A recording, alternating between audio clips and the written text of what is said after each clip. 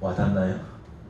전 이거 보고 공감이 좀 많이 갔었는데, 이거는 이제 심리학적인 문제고 이제 성경 말씀을 통해서 우리가 한번 생각해 보려고 합니다. 오늘 말씀을 우리가 생각해보면 중심되는 사건이 있습니다. 우리가 잘 아는 향유 부은 여인의 이야기죠. 그런데 이 향유 부은 여인의 이야기는 너무 중요해서 그런지 모르겠지만 마태, 마가, 누가, 요한 이 네 개의 공통적으로 다 들어가 있는 사건입니다. 그 사건에 대해서 이제 성경 기자마다 약간씩 차이가 있어요. 그 중에서 이제 마태복음에 나와 있는 이 말씀을 통해서 우리가 한번 생각해 보려고 하는데요. 그 중에서 우리가 전후 맥락을 한번 보려고 합니다. 우리 26장 2절 말씀 한번 보겠습니다. 2절 말씀 시작. 너희가 아는 바와 같이 이틀이 지나면 유월절이라 인자가 십자가에 못 박히기 위하여 팔리리라 하시더라. 아멘. 여기에서 보니까 이제 예수님에 대해서 어떤 일이 벌어집니까? 십자가에 못 박혀 죽게 되는 사건이 생기죠. 예수님이 스스로 십자가를 선택한 걸까요? 아니요. 십자가는 예수님도 거부했던 것입니다. 우리가 잘 아는 것처럼 겟세마네 동산에서 이제 예수님께서 이 땀방울이 핏방울이 되도록 하나님께 간절히 기도했죠. 그게 뭐냐면 이 고난의 잔을 내게서 지나게 하옵소서라고 하는 그런 기도였습니다. 누구나 잘 아는 것처럼 우리 육신을 입은 사람들은 뭐에 대한 공포가 있습니까? 죽음에 대한 공포, 그리고 고통에 대한 공포가 있죠. 그런데 오늘 본 말씀에 보니까 이 고통의 공포 중에서도 어떤 게 있냐면 나를 미워하는 사람들이 있다라고 하는 것이 고통이다라고 하는 것입니다. 우리 한번 보시겠습니다. 3절과 4절 5절입니다. 시작. 그때 대제사장들과 백성의 장로들이 가야바라 하는 대제사장의 관정에 모여 예수를 흉계로 잡아 죽이려고 의논하되 말하기를 빌라니 날까 하노니 명절에는 하지 말자 하더라. 뭘로 잡았어요? 예수님을? 흉계로. 흉계라고 하는 것은 무엇이 포함되어 있습니까? 거짓이 포함되어 있죠. 예수님은 분명 죄인이 아니었고 예수님은 십자가에 달릴 만한 일을 하시지도 않았죠. 그런데 예수님을 왜 십자가에 달려서 죽게 하려 합니까? 그것은 바로 자기들의 이익, 자기들의 실질적인 유익에서 이제 위태로우니까, 다른 말로 하면 그것에 대해서 예수님께서 지적하시니까 거기에 대해서 미움이 생긴 것입니다. 그래서 예수님을 십자가에 못 박아 죽이려고 그들이 흉계를 꾸미게 되었다라고 하는 것입니다. 그렇다면 여기에서 이어서 또 하나의 사건이 등장하게 되는데 우리 6절 말씀 한번 보겠습니다. 시작. 예수께서 베다니 나병 환자 시몬의 집에 계실 때. 아멘. 저는 성경을 읽다가 이 부분에 있어서 좀 궁금했어요. 예수님이 많은 집이 있는데, 생각해보세요. 많은 집이 있었는데 그 중에서 문둥병 환자의 집에 가서 식사를 하실 이유가 있었을까? 여러분 문둥병 환자 보셨어요? 예전에 어렸을 때? 저는 어렸을 때 이제 집에 혼자 있을 때 이제 문둥병 할머니가 거의 주기적으로 오셨었어요. 그래서 이게 도돌단하는 거겠죠. 저밖에 집에서 지킬 없으니까 그 할머니가 오면 너무 무서운 거예요. 수건을 머리에 둘러쓰시고 이제 코가 없는 분이 이제 나타나니까 어린 마음이 얼마나 무서웠겠어요. 다른 말로 하면 사람들이 싫어하기 때문에 이 나병 환자들은 어떻게 합니까? 예루살렘 성 안에 거할 수가 없어요. 그래서 베단이라고 하는 동네는 어떤 동네냐면 실제로도 작은 동네이지만 그곳에서는 부자가 살지 않았다고 합니다. 가난한 자, 또 병들고 힘든 자, 또 이렇게 나병 환자가 있는 그런 곳이 바로 베단이었던 거예요. 예수님이 왜 이 베다니를 오실 때 이 문둥병 환자 집에 있었고, 또 우리가 잘 아는 베다니에 누가 있었어요? 막달라 마리아와 마르다와 또 그의 오라비 나사로가 있었잖아요. 근데 그 집을 가실 때에는 어떤 마음으로 가셨냐면 즐거운 마음, 기쁜 마음, 편안한 마음으로 가셨던 거예요. 그래서 늘 그곳에 방문하면 어떻습니까? 따뜻하게 대해주시고 또 예수님을 잘 이렇게 옹호해주는 그런 모습이 있었던 것 같아요. 그래서 예수님이 즐겨갔던 곳인 것 같습니다. 그래서 여기서 보니까 이 베다니 나병 환자 시몬이라고 하는 사람은 이제 예수님을 잘 영접했던 사람이었던 것 같아요. 그런데 여기 계실 때 어떤 시간이 있었냐면 7절 말씀 한번 보겠습니다. 시작. 한 여자가 매우 귀한 향유 한 목합을 가지고 나와서 식사하시는 예수의 머리에 부으니. 아멘. 여기서 뭐 하시는 때라고 돼 있어요? 식사하시는 때.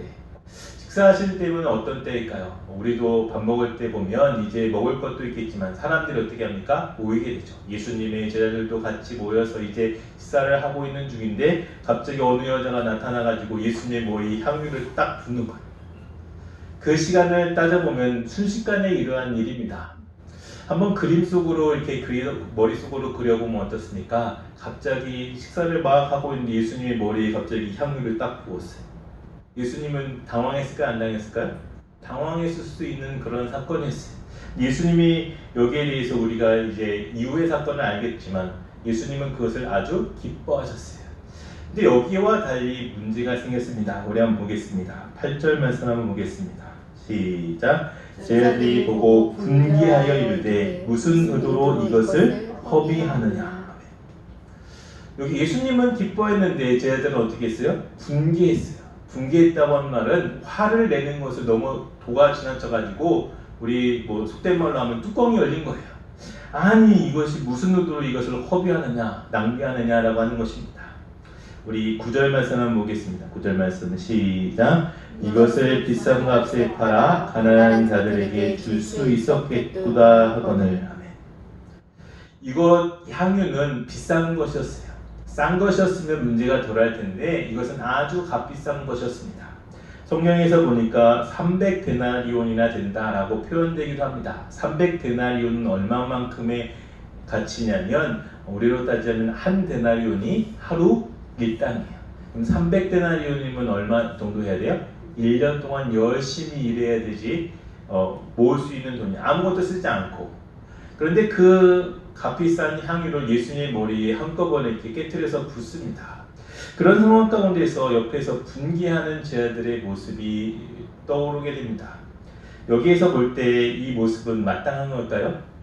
저는 여기에서 질문 하나 해보게 됐어요. 그건 뭐냐면 가난한 자들에게 그것을 줄 수 있었겠다 하는 말이었어요. 이 말은 정답일까요? 아니면 그들이 그냥 하는 말일까요? 그들이 그냥 하는 말이에요. 사실은 그것이 아까울 뿐이에요. 그 향유가 그렇게 예수님의 머리에 한꺼번에 부어지는 것이 아까운 거예요. 지금으로 환산하면 자동차 한 대 값 3천만 원 정도 되는 그 향유 한 값을 깨뜨려서 예수님의 머리에 부은 것이 너무 아까운 거예요. 아니 그런 아까운 일을 왜 행하게 됐을까?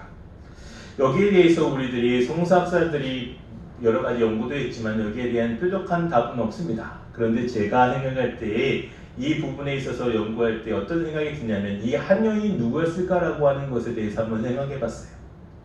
우리가 예수님께서 이제 앉아 계실 때 누가 지나갑니까? 그때 이제 바리새인들과 율법학자들과 또 이제 서기관들이 지나가는 그런 길목이었습니다. 어느 날 예수님이 이제 많은 사람들이 있는 그 광장에서 혼자 앉아 계셨을 때 이제 한 여인을 끌고 오는 사건이 생깁니다. 머리채를 붙들고 왔다고 하진 않았지만 아마 머리채를 붙들고 왔을 거예요. 그러면서 내동댕이 칩니다. 어디에요? 예수님의 앞에 내동댕이 칩니다. 그러면서 하는 말이 이 여인을 돌로 치는 것이 마땅합니까? 왜냐하면 현장에서 가늠하다 잡힌 여인이에요. 하나님의 율법으로 따지자면 하나님의 계약으로 따지자면 그 여인은 당연히 죽어야 되는 여인인 거예요. 그래서 사람들이 다 돌을 들고 왔어요. 예수님은 뭐라고 했어요? 땅에 무엇인가 글을 쓰시면서 하시는 말씀이 죄 없는 자가 돌로 치라 라고 하셨어요.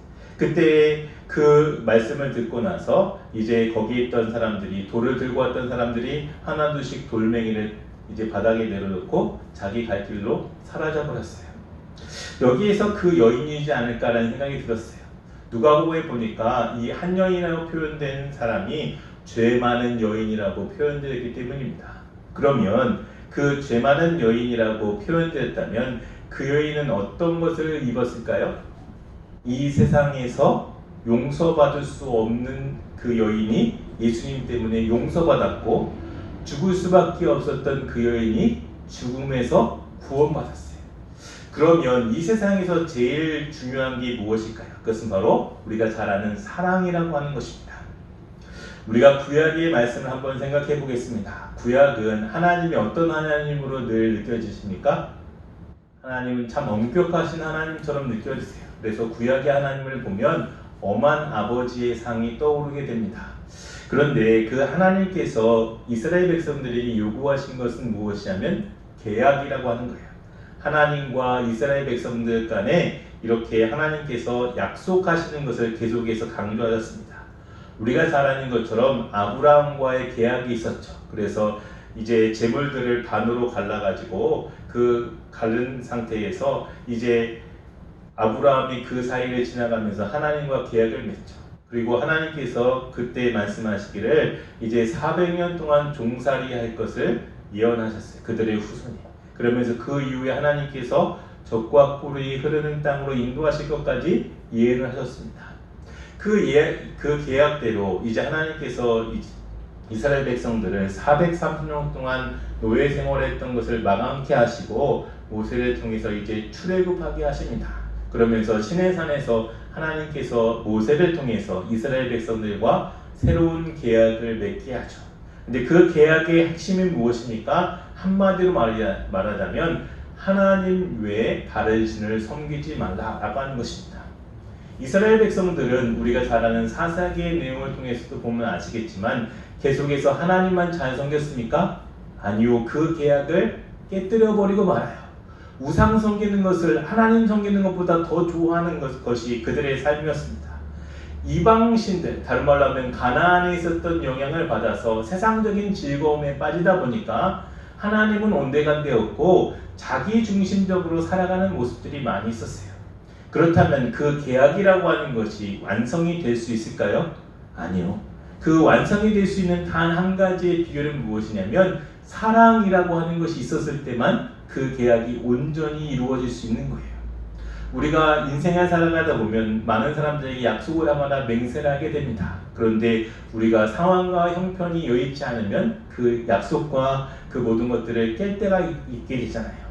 그런데 사랑을 한다고 생각해 봅시다. 우리 가족이 우리에게 있어서 제일 중요한 계약이다 생각하면 그 계약을 지키기 위해서 사랑이 덮어진다면 그 계약은 깨지지 않도록 얼마나 많은 애를 쓰겠어요. 마찬가지입니다. 우리가 하나님 앞에 믿음으로 나아가는 데 있어서 이 사랑이라고 하는 것이 참 중요합니다. 이 여인은 예수님께 사랑을 받았어요. 자기가 죽을 수밖에 없었던 그 처지에서 예수님께서 구해 주셨어요. 세상 사람들은 돌을 가지고 와서 그녀를 죽이려고 돌팔매질할 준비를 다 했지만 예수님은 그 모든 것에 있어서 죄를 묻지 않으셨어요. 여기에 대해서 그녀는 감격했습니다. 그래서 자기가 가지고 있었던 제일 값진 것을 찾다 보니까 향유를 찾게 된 거예요. 그래서 예수님께 가져온 거예요. 그리고 예수님의 머리에 그것을 부은 거예요. 놀라운 사실은 무엇입니까? 이것이 바로 미움받을 용기를 가진 여인의 모습이었어요. 제 아들은 그 사건에 대해서 분개했습니다. 그러면 이 여인은 당황했을 거예요. 아, 내가 뭔가 잘못한 건 아닌가? 왜 저들은 나를 미워하지? 내가 잘못했나? 이런 생각이 순간에 확 들었을 거예요. 그때 예수님께서 어떻게 하십니까? 우리 10절 말씀 한번 보겠습니다. 시작. 예수께서 아시고 그들에게 이르시되 너희가 어찌하여 이 여자를 괴롭게 하느냐? 그가 내게 좋은 일을 하였느니라. 아멘. 예수님께서 그 여인을 따뜻하게 말로 이제 감싸 안으십니다. 그것은 무엇이냐면 너희가 어찌하여 이 여자를 괴롭게 하느냐라고 하는 것입니다. 그리고는 그녀가 한 일이 어떻습니까? 내게 예수님께 좋은 일을 한 것이다 라고 하는 것입니다. 좋은 것. 우리가 하나님 앞에 믿음으로 산다고 하는 것은 참 중요합니다. 그런데 세상 사람들은 어떻게 생각하냐면 내게 있어서 여러 가지 유익을 주지 않는 모습들이 있어요. 아까 영상에 보니까 한 사람은 나를 좋아해요. 7사람은 어떻게 해요? 대면대면해요. 2사람은 어떻게 해요? 나를 미워해요. 이유도 없이. 그러면 이유도 없이 미워하는 사람 2명의 인생을 보면서 살아갈 것입니까? 아니면 나를 위해서 좋아하는 그 한 사람을 위해서 살 것입니까? 우리는 때로는 그 2사람 때문에 여러 가지 많은 것들을 잃어버리고 살아갈 때가 참 많이 있다는 생각이 들어요. 제가 공주에서 살아갈 때 일입니다. 이제 공주에서 살아갈 때가 이제 30대 중반이었어요. 그러니까 얼마나 혈기왕성했어요. 그래서 교회 일도 이제 여러 가지 추진하는 것도 많이 있었고, 실제로 거기에서 2년 반 있었더라고요. 오래 있지는 않았지만 그곳에서 이제 젊은이들 사역하는 데 있어서도 이제 하나님께서 부흥의 역사가 일어났어요. 제가 부목사 사역하는 데 있어서 제일 많이 부흥했던 곳이 그곳이에요. 그래서 학생들만 해도 출석이 130명이었어요. 제적이 180명이었고, 그리고 학교도 8개 학교에서, 중고등학교 8개 학교에서 골고루 다 나오는 거예요. 그래서 공주 성결교회 그러면 학생들이 많은 곳이라고 하는 그러한 일이 있었고요. 또 청년들이 제가 처음 갔을 때 손꼽을 정도로 나왔어요. 5명 나왔나요? 그래서 금요 예배 때마다 이제 그 청년들이 이제 있어서 그 청년들 예배 드릴 때마다 마음이 참 답답했어요. 하나님, 이 청년 학생들은 참 많이 부흥해서 좋은데 청년들이 늘 약하네요. 하나님, 이거 어떻게 해야 될까요? 라고 계속 기도하는 가운데 보니까 주일날 예배드릴 장소가 마땅치 않은 거예요. 동시에 예배드릴 장소가 마땅치 않은 거예요. 하나님 앞에 기도하는 가운데 어디가 보였냐면 그때 당시에 그 공주 경찰서가 교회 옆에 있어가지고 그 청사를 새로 지으면서 교회 그 건물을 팔았어요. 그래서 창고처럼 그냥 비어 있었던 3층짜리 건물이 있었어요. 오래된 건물이죠. 거기에 있어가지고 이제 아무도 들어가지 않고 이제 이렇게 쇠사슬로 계속 묶여 있는 거예요. 그래서 제가 한번 운을 띄웠어요. 교회에 있는 이제 젊은 집사님들 중에 이제 제가 한번 운을 띄웠어요. 아니, 저곳은 왜 그냥 저렇게 창고로 방치하고 있냐고, 저거 분명히 리모델링해서 쓰면 좋을 것 같다고 그렇게 한마디 운을 띄웠어요. 그런데 그게 이제 교회에서 하나의 운동이 됐어요. 그래서 교회 교육관을 이제 그것을 리모델링해서 합시다, 이런 결정이 이제 나는 과정이었어요. 생각해 보세요. 창고로 쓰느니 빚을 내서라도 그것을 잘 지어가지고 이제 활용하면 좋잖아요. 근데 어느 장로님이 그러는 거예요. 장로님 6분 계셨는데 이제 교장 선생님 은퇴하신 장로님이세요. 그분이 이렇게 말하는 거예요. 자기가 지금까지 교회를 60년 동안 섬겼는데 자기가 한 번도 교회에서 빚지는 것에 대해서 싫다고, 교회에서 빚지는 거 싫다. 이유는 뭐냐면 교인들이 헌금한 거가, 빚담 흘려서 헌금한 거 가지고 은행빚 이자 내는 것이 너무 싫다는 거예요. 맞는 말이에요. 아까 제자들이 말하는 것처럼 왜 그걸 허비하느냐라고 하는 것에 대해서 맞는 거예요. 차라리 가난한 자들을 돕는 데 쓰면 좋지 않겠느냐, 맞는 말이에요. 저도 그 말이 보니까 이유가 타당해요. 우리가 열심히 벌어서 또 아껴서 하나님께 정성껏 드리는 헌금인데 그것을 은행비 이자 갚느라고 허비한다면 아까운 돈이지 않느냐라는 생각이 들었어요. 그런데 생각해 보니까 아니에요. 뭐가 아니에요? 그 돈을 빌려서라도 3억을 이제 은행에 빌려서라도 이자를 내면서라도 그것을 새롭게 고쳐가지고 이제 더 많은 교육을 위해서 활용한다면 그것이 더 유익한 거예요. 생각이 다른 거예요. 저는 거기에 있어서 한동안 왜 그런 장로님들의 태도가 있지, 그것을 또 옆에서 막 전파하시는 거예요. 그래서 일이 안 되도록 계속 방해하는 것처럼 제가 느껴졌어요. 나중에 알고 보니까 그런 일들이 교회 안에서 수없이 많은 거예요. 나하고 생각이 다른 것이 많이 있는 거예요. 분명히 합리적인 것이고 타당한 것이고 모두를 위한 것임에도 불구하고 그것을 틀어버리는 분들이 간혹 계시다는 거예요. 우리가 신앙생활하면서 우리들이 낙담하거나 또 많은 사람들을 대할 때 이 관계 문제에 있어서 하나님께 맡길 부분이 바로 그것입니다. 우리에게 아까 그 영상에서 나왔지만 우리가 그것을 이겨낼 수 있는 근육을 키워내야 돼요. 마음의 근육. 그래서 우리가 그것을 넉넉히 이겨나갈 수 있는 방법은 뭐냐면 하나님께서 우리에게 주신 능력대로 그 모든 것들을 이루어갈 수 있는 힘을 키워나가야 된다라고 하는 것입니다. 이 여인은 예수님의 사랑으로 그 모든 것을 이길 수 있는 힘을 키운 거예요. 우리 한번 보겠습니다. 12절 말씀 보겠습니다. 11절과 13절입니다. 시작. 이 여자가 내 몸에 이 향유를 부은 것은 내 장례를 위하여 함이니라. 내가 진실로 너에게 이르노니 온 천하에 어디서든지 이 복음이 전파되는 곳에서는 이 여자가 행한 일도 말하여 그를 기억하리라 하시니라. 아멘. 예수님이 칭찬하신 여인 중에 이 여인처럼 칭찬받은 사람은 아무도 없어요. 최고의 극칭찬이에요. 이 여인이 한 일이 어디를 가든지 이 성경책이 전해지는 모든 곳에서는 어떻게 해요? 늘 영원토록 기억될 만한 일이 되리라 라고 하는 것입니다. 왜 그래요? 이 여인이 한 행동이 예수님의 미리 장례식을 준비한 것이다 라고 하는 그런 부분입니다. 얼마나 좋습니까? 얼마나 감사합니까? 우리가 신앙생활하는 부분이 바로 이것이에요. 우리는 세상의 보화를 얻기 위해서 살아가는 사람이 아니에요. 우리가 잘 아는 것처럼 어떤 사람이 밭을 갈다가 거기에서 보화를 발견했어요.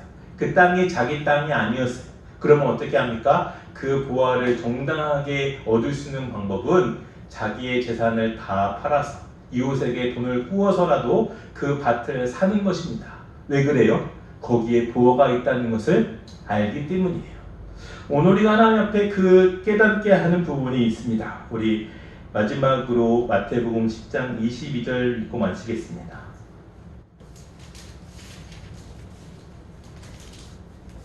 마태복음 10장 22절 말씀 다 같이 읽겠습니다. 시작. 또 너희가 내 이름으로 말미암아 모든 사람에게 미움을 받을 것이나 끝까지 견디는 자는 구원을 얻으리라. 아멘. 이 말씀이 저와 여러분에게 소망되기를 원합니다. 우리가 끝까지 믿음 가운데 거하면 세상이 우리를 미워해도 우리가 넉넉히 이길 수 있습니다. 코로나를 위해서 여러 가지 교회가 위축당하고 있습니다. 위에서 기도하실 때 이 미움이 우리에게 있어서 오히려 전화의 복이 될 수 있도록 위에서 함께 기도해 주시고, 교회가 더욱더 이것 때문에 부흥하는 것이 가로막히지 않도록 함께 기도하시기를 주님의 이름으로 부탁드립니다. 우리 찬양하고 주님께 나아가겠습니다.